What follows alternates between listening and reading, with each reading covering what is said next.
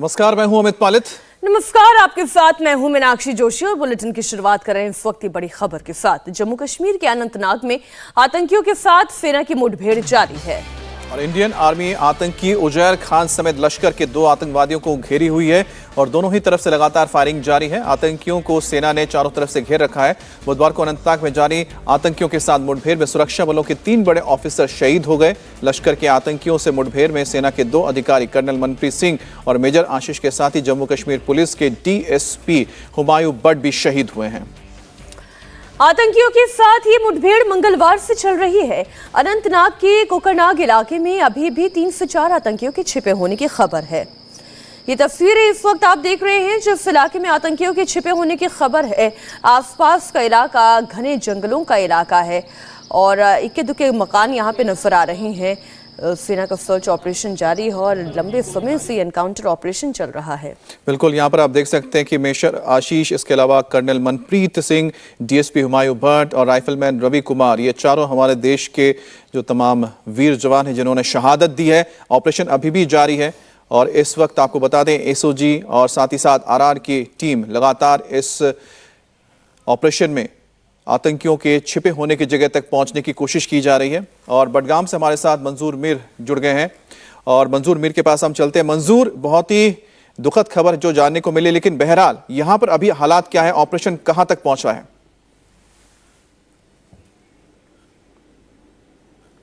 देखिए अमित, ऑपरेशन आज दूसरे दिन भी बड़े पैमाने पर जारी है। जम्मू कश्मीर पुलिस और आर्मी का एक जॉइंट ऑपरेशन चल रहा है। कल दोपहर करीबन 1 बजे के आसपास जैसे ही सुरक्षा बलों को ये इनपुट्स मिले थे कि अनंतनाग जिले के गडूल इलाके में कुछ मिलिटेंट्स छुपे हुए हैं और उसी इनपुट के आधार पर यह ऑपरेशन शुरू किया गया था। लेकिन इनिशियल स्टेज में ही, क्योंकि इस ऑपरेशन की जो लीड थे वो जम्मू कश्मीर पुलिस के ऑफिसर और सेना के ऑफिसर्स कर रहे थे और इनिशियल स्टेज में ही मिलिटेंटों ने जब फरार होने की कोशिश की तो उन्होंने अंधाधुंध गोलियां चलाई, जिसमें ये कैजुअल्टीज जो है देखने को मिली है। हालांकि पुलिस ने ये साफ कर दिया है कि इस हमले के पीछे लश्कर तैयबा के मिलिटेंटों का हाथ है और जिनमें एक A+ कैटेगरी का उजैर खान मिलिटेंट भी शामिल है, जिसने वर्ष 2022 में जो है लश्कर तैयबा को ज्वाइन किया था और कोकरनाग साउथ कश्मीर का टॉप मोस्ट मिलिटेंट कमांडर है। हालांकि ये माना जा रहा है कि मिलिटेंट्स जो है ज़्यादा दूर तक भागने में सफल नहीं हुए हैं, क्योंकि एक जंगल का बहुत बड़ा एरिया है और वहीं पर ये मिलिटेंट्स छुपे हुए थे और करीबन 3 बजे जो है 12 और 13 सितंबर की रात को ये इनपुट मिला था, जिसके आधार पर ये ऑपरेशन शुरू किया गया था। हम इस वक्त डीएसपी हुमायूं के घर के बाहर में खड़े हैं। यहाँ पर लगातार पुलिस ऑफिसर्स का आना जाना है वो लगा हुआ है, क्योंकि ये एक होनहार ऑफिसर थे और ये खुद जो है इस ऑपरेशन को लीड कर रहे थे। लेकिन इनिशियल स्टेज में ही जो है सुरक्षा बलों को इतना बड़ा नुकसान जो है वो देखना पड़ा है। निसंदेह ही पिछले कुछ समय से पुंछ, राजौरी और कुलगाम में जो इस तरह के हमले हुए थे उससे ये साफ जाहिर होता है कि मिलिटेंट्स जो है वो वेल ट्रेन मिलिटेंट्स है और इनके साथ में न सिर्फ लोकल मिलिटेंट्स बल्कि फॉरेन मिलिटेंट्स भी शामिल है और यही कारण है कि इनिशियल स्टेज में ही मिलिटेंट्स जो है उस एम्बुश के जरिए जो है इतना नुकसान पहुंचाने में सफल हुए और बाद में जंगल के एरियाज में जो है फरार होने में कामयाब हो गए। लेकिन ऑपरेशन अभी भी बड़े पैमाने पर जारी है, क्योंकि जंगलों में मिलिटेंट्स को तलाश करना बड़ा ठीक है। मंसूर, आप बने रहे हमारे साथ। डिफेंस एडिटर मनीष प्रसाद भी हमारे साथ जुड़ गए। मनीष,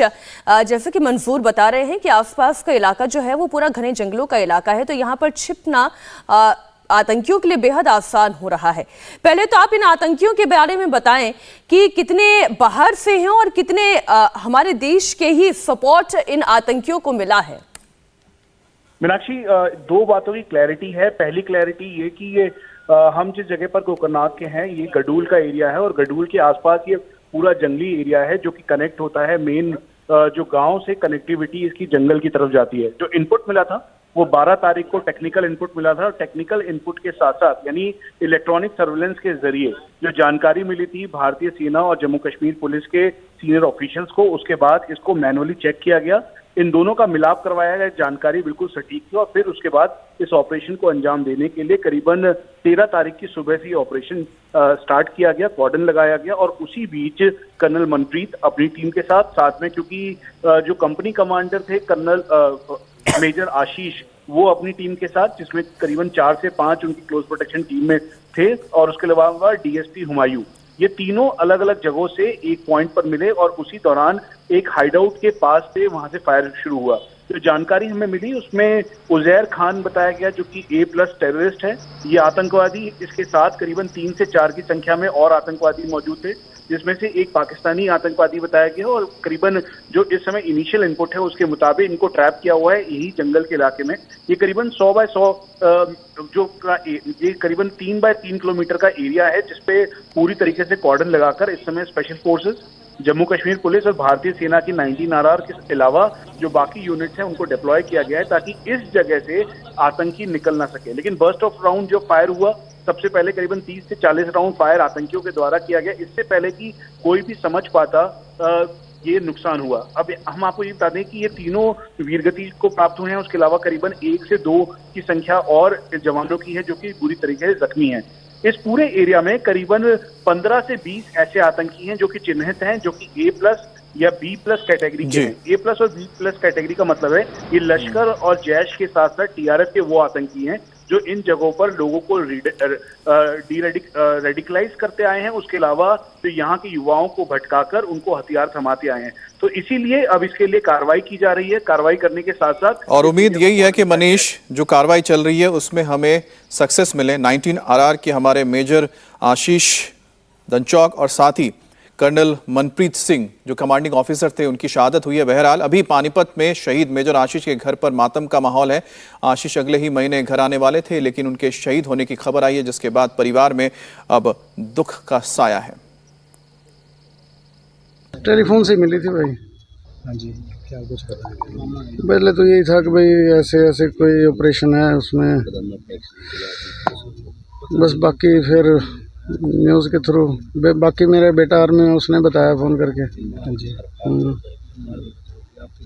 परिवार में कौन कौन है सर इसके? बच्चे वगैरह, भाई बहन? अकेला लड़का है, मेरे भाई का है। 3 बहनें हैं इसकी, एक इसकी लड़की है 2.5 साल की। ये घर पे कब आए थे सर, इससे पहले? अभी आए थे थोड़े दिन पहले, 1-1.5 महीना पहले आए थे। तो और अभी आने थे, अक्टूबर में छुट्टी आनी थी, मकान शिफ्ट करना था। इंडिया टीवी हर वक्त हर जगह डाउनलोड करने के लिए सर्च करें India TV news Google play store या ऐप स्टोर पर।